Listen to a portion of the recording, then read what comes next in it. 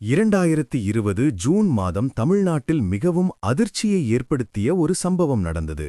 அதுதான் Sathankulam police custodial death case. Thoothukudi மாவட்டம் சாத்தான்குளத்தில் ஜெயராஜ் மற்றும் அவரது மகன் பென்னிக்ஸ் கடையை நேரம் கடந்தும் திறந்திருந்ததாக கூறி போலீசார் கைது செய்தனர். அவர்களை காவல் நிலையத்திற்கு அழைத்து சென்ற பிறகு கடுமையாக தாக்கியதாக குற்றச்சாட்டு எழுந்தது.